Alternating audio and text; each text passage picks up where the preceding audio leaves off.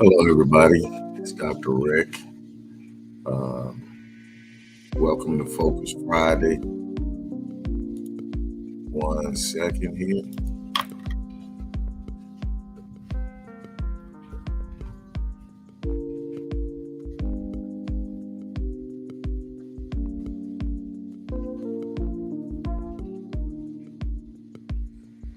I hope everybody has had a great week.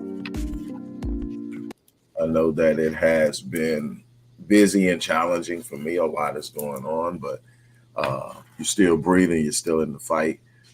This is an exciting time for me, Rick Wallace Enterprises, and all that we are doing and plan on doing. I'm excited about it, and I want to encourage you to pursue the things that you are passionate about. Today is Focus Friday. We're going to talk about the price or the cost of rejecting knowledge. Before I do, I want to remind you that on the 30th of this month, I'm doing a webinar on mastering and leveraging AI for the purpose of monetization, strategic planning, and expanding or growing your business. If you don't have a business, the ability to use it to develop a business strategy, a business plan, and to launch a business. In addition to uh, this webinar that I'm doing on the 30th, registration is going to end tomorrow. I know it probably says today in the description box, but I'm going to extend it to tomorrow. But registration will end tomorrow. It's on the 30th, which is next Friday. And I'm going to cover all of the different areas that I've been able to master over the past year as it's developed and evolved and going on. But I've actually been researching it for like 4 years once I found out this thing is actually going to happen and it's actually going to play a major role. Goldman Sachs says that AI will either eliminate or replace 300 million jobs over the next year or so. And so that means that we need to acclimate ourselves, train ourselves on what we're going to do with it. It's not going anywhere. We're already at 5, even though 5 hasn't been released. 4 is extremely robust in comparison to 3, which wasn't a joke. And so there's all these opportunities out there. And instead of fearing it, conquer it, master it, grow it, learn it. And so I'm going to share with you the things I know get you started on the right path. But also, I'm going to give you my 7-day online business launch course, which is a $600 course that teaches you the blueprint that I've used for 13 years to create a space online to generate revenue. And you can do it over and over and over again. Like I said, I've done it for the past 13 plus years. In addition to that, I'm also going to be drawing the name of one person who has registered. So even if you don't attend, if you register, you're going to get a copy of the webinar because I'm recording it, and the Q&A session that I'm going to hold after the webinar. You'll get all that, but you're also going to be entered into a drawing where I'm going to pull one name. That one person will get a platinum package that's working with me for an entire year, a $15,000 value. I'm only going to do about 3 platinum packages this year. So one of them I'm actually giving away, and I'm doing that because I want to bless somebody that probably can't afford to work with me on that level. And so I do that probably once a year. I'm going to do it again this year at the webinar. I will pull during the live webinar, and I will announce the name during that webinar. Again, for $197, this is a steal. You're going to get a $600 online course that's going to teach you how to build space and create your own space online over and over again. If you haven't registered, register the day. Hey, what's going on, Asiatic Greetings? The registration period ends tomorrow at 11:59 p.m. So go ahead and register. Let's talk. Speaking of opportunities of learning, Hosea 4:6 says, my people are destroyed from lack of knowledge.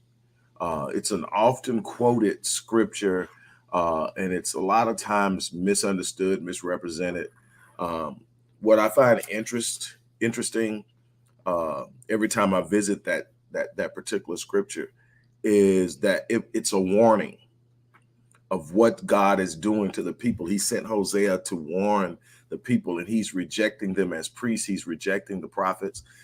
He's saying here's the reason why. It says that for my people are destroyed from a lack of knowledge, or from lack of knowledge. But it goes on, it says, because you have rejected knowledge. So this isn't because it was withheld from you or hidden from you. It's because you rejected it. And there are a lot of reasons that people reject knowledge. But what you have to understand, that when you choose to reject knowledge on whatever area or platform or space in life that you are rejecting it, there's a cost for rejecting knowledge. Knowledge is what? The beginning of wisdom. And wisdom is the thing that you really need to use to have understanding. And understanding is the thing that we all need in order to be able to make the right choices in the first place. So again, when you reject knowledge, there's a cost and there's a price to pay for rejecting it. And here's the thing that I see consistently that bothers me, is that the discomfort that comes with knowledge, or the responsibility that comes with knowledge, are extremely potent influencers and reasons why people reject. First of all, cognitive dissonance.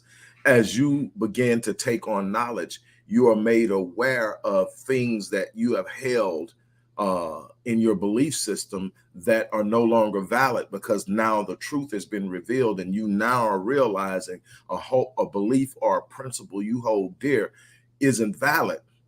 And the easy thing to do is to reject the knowledge, reject the messenger, reject the message, but you don't want to hear it because it's going to challenge you to release old beliefs. But let me tell you something. Everybody has beliefs or paradigms or ideas, or these governing beliefs that determine how we move in life, the decisions we make in life, where we go in life, what we will attempt in life, and what we won't attempt, what we believe is possible, what we believe is impossible. All of it comes from these beliefs that we develop early on, and they are shaped by what we call paradigms, the lens through which you view life. And when you are viewing life through this lens, you are making decisions based on the clarity in the lens, but the lens can only be as clear as the belief system. So as new knowledge comes in, you have to reshape. The problem is we don't like change. We don't like the cognitive dissonance or the discomfort, the mental or emotional discomfort that comes with an idea that I've believed this all this time and it's not that way. Now I've got to shift. That's what paradigm shifts are. It's shifting in the view, shifting in the expectation, shifting in the perception, in order to see it more clearly and to be able to function. And so when you reject knowledge because of that, you're rejecting it because you don't want to have to deal with the discomfort. And then another reason we reject knowledge is responsibility. See, as I begin to take on this knowledge, with it becomes responsibility. Christ says, of whom much is given, much is required. So the more knowledge I take, the more I'm required to act on that knowledge. And see, knowledge comes with responsibility to take action, responsibility to engage, responsibility to act accordingly. And so a lot of people reject it because I don't want to do that. I don't want to do that. Whatever it is, there's all these reasons to reject. And the problem is, all these things we say we want in life, all these places we say we want to go, all these things we say we want to do, it comes with an accumulation of knowledge and the ability to interpret that knowledge, then apply that knowledge and take action. When you decide that you are going to ignore or reject knowledge, you also reject opportunity. You also reject an ability or a place in which you can act and take or make moves to do the things or have the things that you say you want. See, it's not about what you wish for. See, there's a difference between a vision and a dream and a fantasy and a wish. And the difference is not that one is more outlandish than the other, because one person's fantasy is another person's vision. And it's not because it's outlandish. It's because this person is simply sitting there playing around with it in their head, going, man, it would be nice. This person is saying, this is what I'm going to do. Now, what is required of me to do it? It's not about what you can and can't do. It's about what you're willing to become in order to do it. And in order to become something, you're going to have to consume the knowledge that prepares you to take the actions that will grow you into the person. It's not about what you want. You don't get what you want. You get who you are. So if I want something and I haven't ever done it before, or I haven't ever experienced it before, the first question is, am I willing to be committed to it? What do I mean by that? Whenever I decide to take on something new, somebody I hold dear, Les Brown, said that when you are attempting to do something that you've never done before, how you are going to do it at that time is none of your business. Why does he say that? He says that because if you've never done something before, the chances of you knowing how to do it are pretty, it's not high. So if I am going to consult my past about changing the outcomes in my future, I'm going to constantly be bogged down in old ideas and old experiences. And I'm asking permission of something that has never happened. So I don't consult my past. What I do is I say, am I willing to go the distance? And what does that mean? That means that once I commit to something, I don't quit until I get it. I have a time frame. I have goals set as far as times when I want to do it. But if I don't hit it on that time, I don't say, well, I tried. I hunker down and I become more engaged. And if I don't hit it at the next point, I keep going. I have things that I thought would take a year, took 3. I have things that I thought would take 5, took 10. But in the average person is quitting at 6 weeks. And then people say, well, how did you do this? I didn't quit. It's not because I'm smarter. It's not because I know this or know that. It's not the degrees. It's not none of that crap. All that stuff came because I didn't quit. I started with nothing but 2 great grandparents who believed I was special. And they, through that, told me I was, exposed me to things, put me in spaces. And because I believed I was special, I behaved like I was special. But here's the thing, everybody's special. We hear all the time that God is not a favorer of any particular person. God gives us all potential. God gives us all the gift. God gave us all a purpose. But are we walking in it? Are we moving in it? Or are we sitting around complaining and whining and not stepping into who we are? And what I can tell you is once you realize you're special, people will start to realize you're special. People will start to behave differently, but you're going to have to step into it. You're going to have to move into it. It doesn't come easy, but you rejecting knowledge will cost you a destiny. Rejecting knowledge will cost you progression. Rejecting knowledge will cost you opportunities. People are sitting around putting it out, and it's everywhere. We are skeptical about the things we should be embracing, and we're embracing the things we should be skeptical of. We'll consume all the trash they have out there to throw at us. But when we get an opportunity to consume something that can change our lives, we start to break it down. We start to criticize and critique it. We start to look at it. And the bottom line is you've got to develop enough sense of self and awareness. You've got to develop a connection to God at a level that sits up and says, I know how to filter. What that means is I consume information, but it doesn't mean I have to accept everything in, but I need to consume it. I need to learn it. I need to have an idea. And so I am always welcoming opposing ideas. Why? That's how iron sharpens iron. You don't get sharp by moving with the flow. You get sharp by saying, what could I be wrong about? What could I have missed? What could I have seen in through a wrong filter? Could mom and dad have been wrong about this? Could pastor have been wrong about this? Do I need to sit down and investigate it a little deeper? And the answer is always yes, because nobody knows everything. So my thing is, I'm never at a point where I feel I know it all. So I'm always open to ideas. I listen to kids out of the mouth of babes. I listen to kids, but I listen to people who come to me and they share. Someone says, I don't agree with you. I don't say you stupid. I say, well, why not?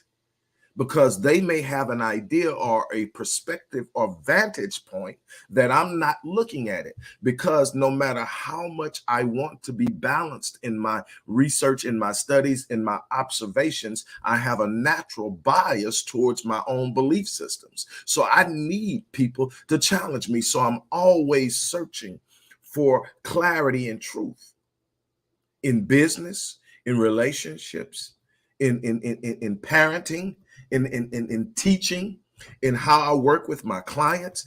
Everything to me is waking up. My one thing that never changes, no matter what day of the week it is I cannot go to sleep the same person that woke up. I have to grow in some way intentionally. And how do I do that? The seeking of knowledge. I force myself to learn something new every day. It may be a skill set. It may be a bit of knowledge about a particular thing, but I will not go to sleep the same person that woke up. To me, if I don't grow and I have the capacity to grow, that's on me. But I watch so many people will whine about their situations and have information running around like it's so much stuff out there that will bless you that you push to the side and you run to the crap.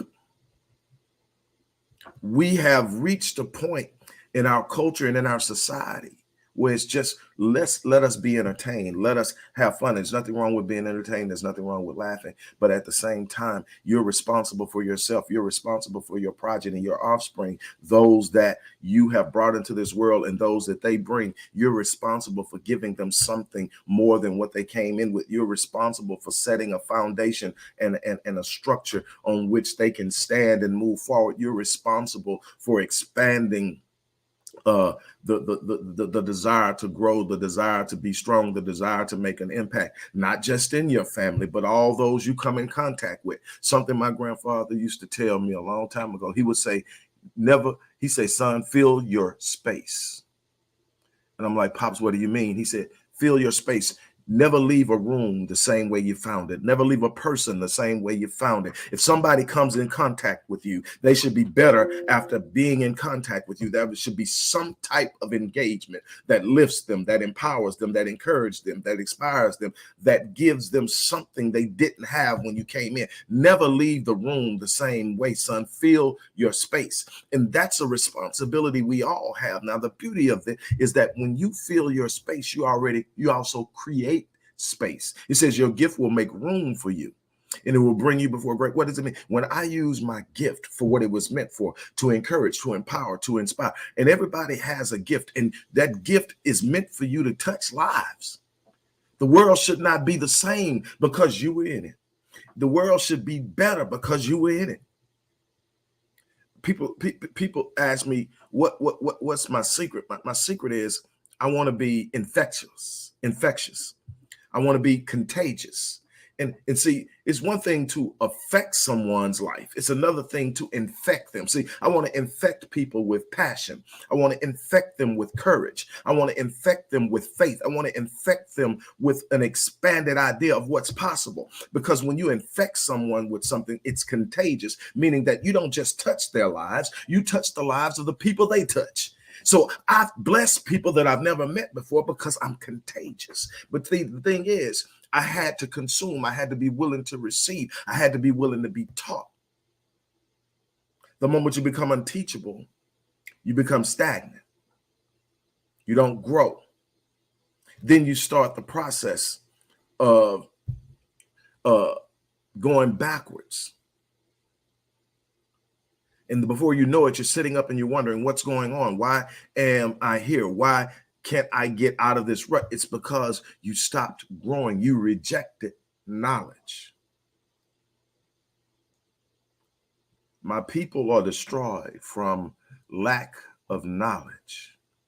And in a point in time and space where knowledge is so plentiful, it's a shame that so many are being destroyed because they reject knowledge.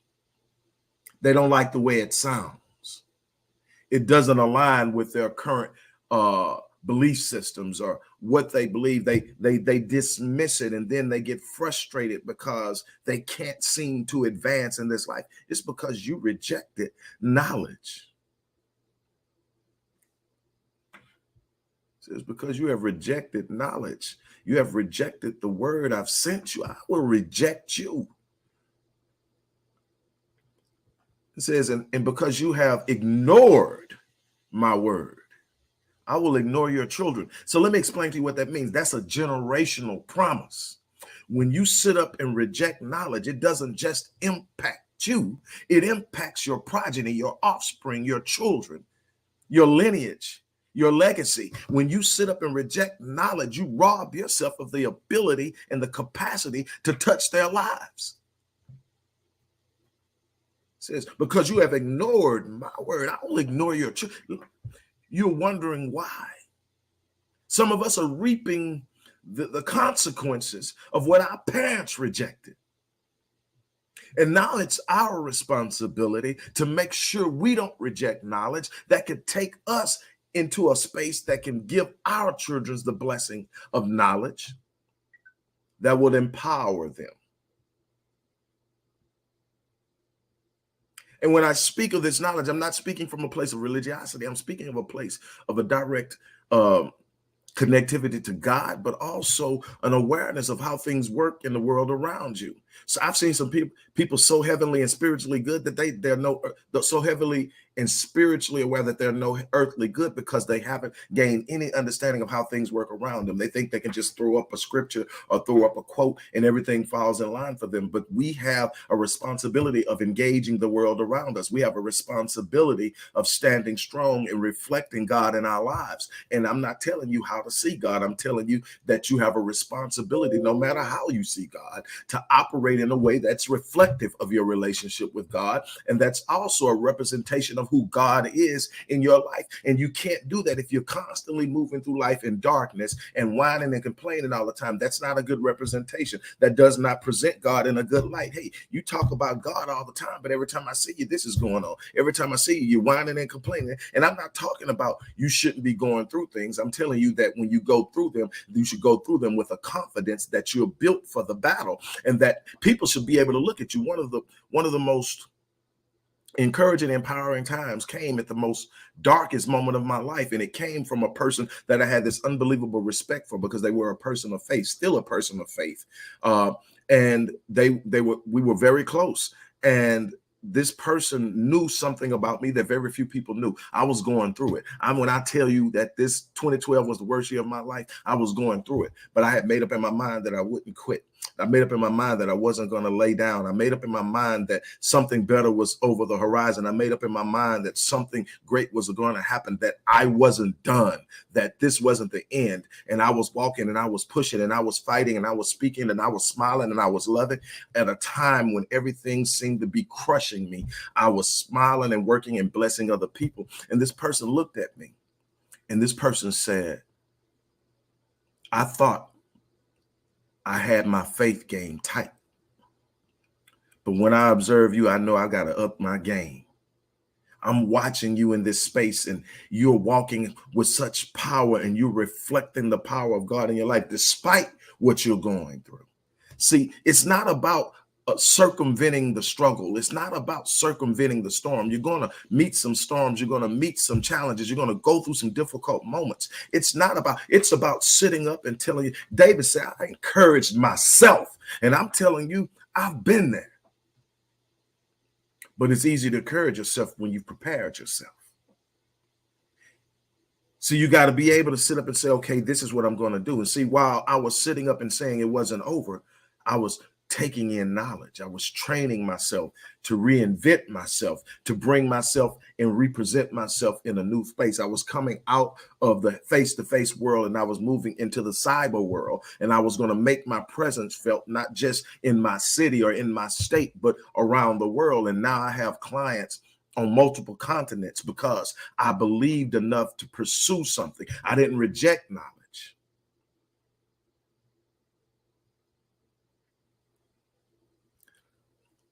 Let me tell you this, and then I'm going to be done.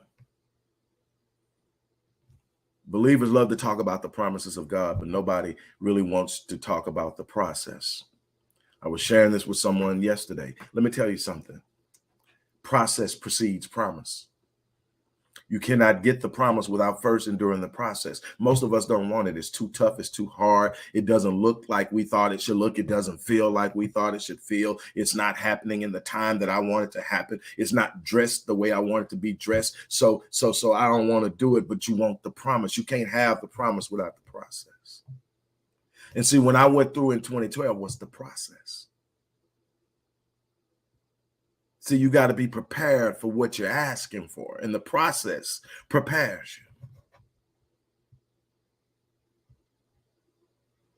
The one thing that this understanding about knowledge has done for me is it keeps me in a space of in a place of willingness to grow, willingness to learn, willingness to change, willingness to evolve into someone better, someone more patient, someone more understanding, someone less judgmental, someone more committed to the cause, someone unwilling to let go, someone that has grown in intensity of passion.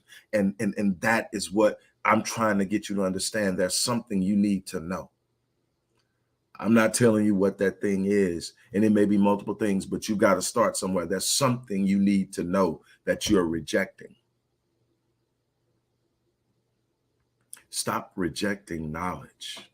It comes at a hefty price, a price I don't think you want to pay. Pursue knowledge, grow, learn. That's how you expand yourself. When you sit up and say, this is what I want to do, and you've never done it before, what you've got to understand is you got to ask yourself a question. Okay, the people who are doing this, what do they look like? What do they talk like? What do they read? What are the principles and the practices? Success leaves patterns, success leaves clues, but you're going to have to be willing to what? Take in the information, study it, and then apply it to your life. There's no osmosis. There's no magical potion. There's no snapping of the fingers and all of a sudden you're everything you need to be. God gave you the gift, but you're going to have to work it. You're going to have to expand it. You're going to have to grow it. You're going to have to walk in faith in a way that it simply explodes and grows within you, but you're not going to get it sitting back, pushing back anything that challenges your current thought.